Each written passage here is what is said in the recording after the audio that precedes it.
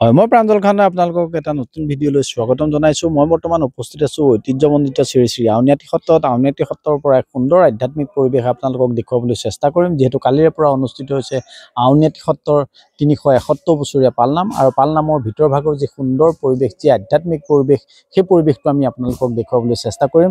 আশা কৰিম আপোনালোকে ভিডিঅ'টো চাই ভাল পাব।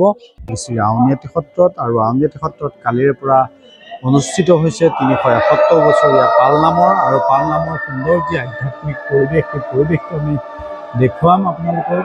তেনেধৰণৰ যিসকল উত্তৰ হাতী, দক্ষিণ হাতী, পূব হাতীৰ বিভিন্ন স্থানত যিসকল ভকত বৈষ্ণৱ আছে, তেওঁলোক আহে আৰু এই ধৰণে পালনাম আৰম্ভ হৈছে। আৰু অসমৰ বিভিন্ন স্থানৰ পৰা অহা যিসকল দৰ্শনাৰ্থী, তেওঁলোকে এনেধৰণে ধূপ দীপ নৈবেদ্য আগবঢ়াই ঈশ্বৰৰ ওচৰত প্ৰাৰ্থনা জনোৱাৰ যি সুন্দৰ পৰিৱেশ, সেই সুন্দৰ পৰিৱেশটো দেখুৱাবলৈ চেষ্টা কৰিছোঁ। যে এনেধৰণে বিভিন্ন স্থানৰ ভকত বৈষ্ণৱসকল আৰু এক আধ্যাত্মিক পৰিৱেশৰ সূচনা হয়। ৰাসৰ আগে আগে এই ধৰণে যি আউনীআটী সত্ৰত যি পালনাম, এই পালনামে এক ঐতিহ্য বহন কৰি আহিছে। ঈশ্বৰ উপাসনাৰ অন্যতম এক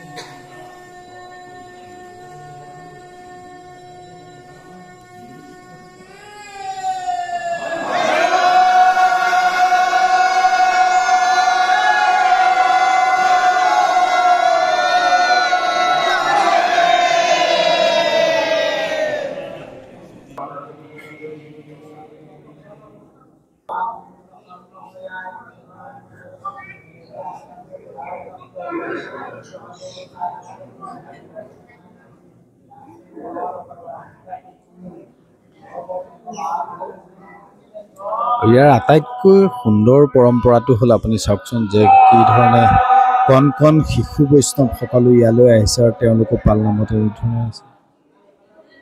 ৩৭১ বছৰীয়া পৰম্পৰাৰে এনেধৰণে মাজুলীৰ ঐতিহ্যমণ্ডিত শ্ৰী শ্ৰী আউনীআটী সত্ৰত আৰম্ভ হৈছে পালনাম। আৰু ৫ দিনকৈ এই পালনাম চলিব, অৰ্থাৎ অহা ১৫ নৱেম্বৰত এই পালনামৰ সামৰণি পৰিব।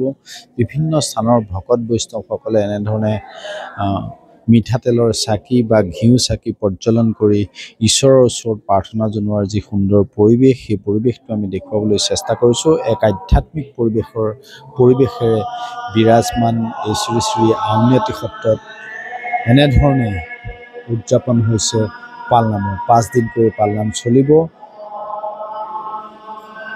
নমস্কাৰ, আপোনালোকৰ চেনেলৰ যোগেদি সদৌ নামপ্ৰেমী ৰাইজলৈ আউনীআটী সত্ৰৰ তৰফৰ পৰা শুভকামনা জ্ঞাপন কৰিছোঁ। আহক আউনীআটী সত্ৰৰ যি নামৰ মহিমা, আচলতে নামৰ যি মৌৰস পান কৰিবলৈ হ'লে আউনীআটী সত্ৰৰ যি দ্বিতীয় বৈকুণ্ঠত পৰিণত হৈছে, আউনীআটী সত্ৰৰ যি গৌৰৱ উজ্জ্বল ইতিহাস বহন কৰা এই পালনাম মহোৎসৱ। আচলতে এই পালনাম মহোৎসৱৰ যদি আমি ইতিহাস ৰোমন্থন কৰিবলৈ যাওঁ, মহাপুৰুষ শ্ৰীমন্ত শংকৰদেৱে মাধৱ পুৰুষৰ উদ্ধাৰৰ কাৰণে পালনাম মহোৎসৱ আয়োজন কৰিছিলে।